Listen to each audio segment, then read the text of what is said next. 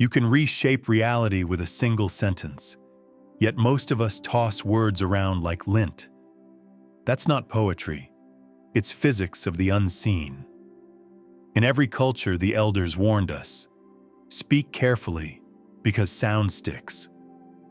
Back in 2017, I learned that the hard way, but we'll get to my bruises in a minute. Think about the last complaint that slipped out of your mouth. Maybe it was harmless, another joke about being broke, a sigh about how nothing ever works out. Neuroscientists say chronic complaining wires the brain to notice and then create more reasons to complain. Even hearing pessimism for half an hour can shrink the hippocampus, the part that remembers solutions. Your words leave your lips, but they don't leave your life. They boomerang as habits and hard facts. Mystics reached the same conclusion long before the lab coats. I once found a dog-eared Neville Goddard paperback in a thrift store. Goddard hammered one idea: we don't manifest what we want. We manifest what we are. When you mutter, "I can't get ahead," you're not describing the future, you're installing it. Joseph Murphy framed it differently. The subconscious is a garden. Drop a seed, rose or weed, and it will grow. The soil never asks why you ordered thorns.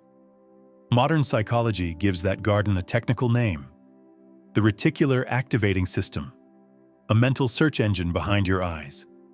Tell it you're unlucky, and it hunts for proof. Tell it opportunities are everywhere, and it highlights open doors you'd have walked past yesterday. Words set the search terms, so the first step to a different life isn't a new city or job, it's a new vocabulary. Swap autopilot phrases like "I'm exhausted" for upgrades like "I'm recharging."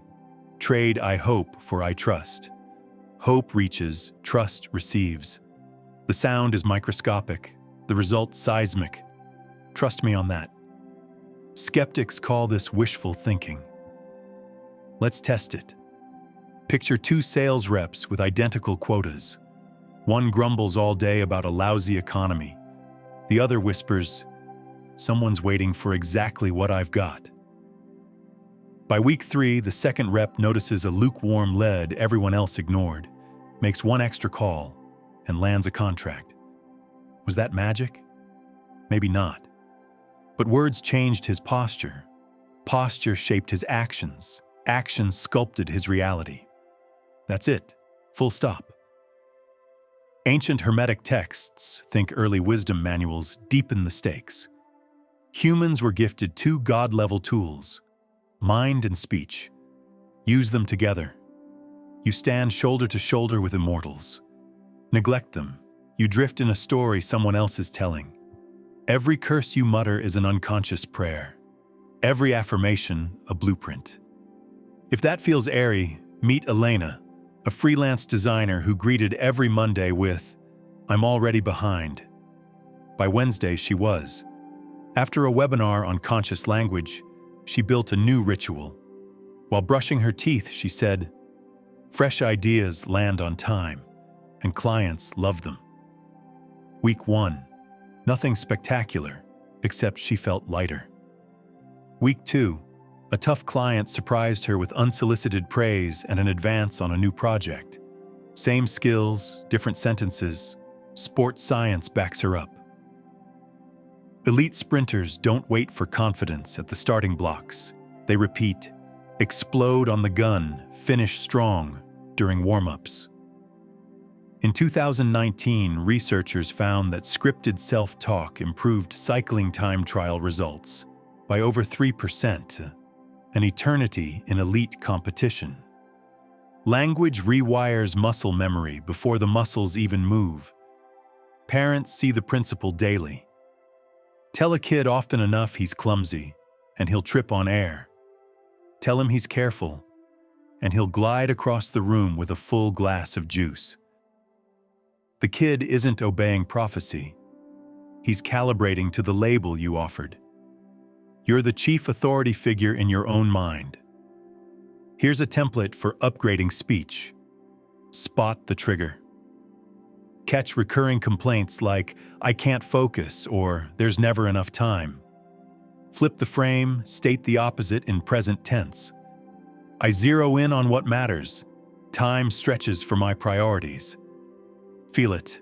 Pause 3 seconds so your body registers relief. Speak it. Say it aloud. Sound vibrations reinforce neural wiring. Act it. Take one tiny move that proves the new sentence true. Side note, if you catch me saying, "I'm exhausted," call me out. Laughter is medicine, yet sarcasm can be slow poison. Laugh at situations, not identities. "That meeting was a train wreck," vents pressure. "I'm such an idiot," installs a virus. One observes, the other condemns. Guard that edge, and think bigger than self-help. Social media magnifies language at scale. A single viral rant can spike cortisol in millions. Imagine if gratitude traveled just as fast. Every post, comment, or tweet is a vote for the world you want to inhabit. Cast wisely. You'll slip. A self-deprecating joke will tumble out, or you'll vent about people these days. When you catch it, self-edit on the spot. Let me rephrase that. The goal isn't perfection, it's direction.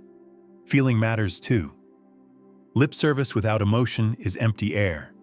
The subconscious is tone-deaf to logic, but fluent in sensation.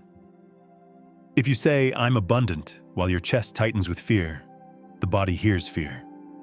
So before you speak, summon a real memory of gratitude. The smell of coffee at dawn, the relief of unexpected help. Let that feeling rise, then wrap words around it. In that instant, sentence and state merge, and creation starts. Eventually, you'll notice a twist. Changing your words doesn't merely describe success after it arrives. It accelerates its arrival. Physicists call it the observer effect. Mystics call it faith. Either way, small wins stack, coincidences replace stalemates. People will notice. Some will mock, others will follow. You can explain it in 5 words. I quit speaking against myself. And hey, real talk. 24-hour word audit, sunrise to sunrise. Tally every powerless phrase. Rewrite it aloud in stronger language. At day's end, check how you feel compared to yesterday. Ever tried it? Feels weird at first, then surprisingly quiet in your head. Speech is the first technology. Older than the wheel, sharper than a scalpel. So, next sentence you release, make it count. Before you disappear into the ether, tap like, share this mystery with a friend, and subscribe to Arcane Decode. Then hit the bell so you never miss the next secret waiting to be uncovered.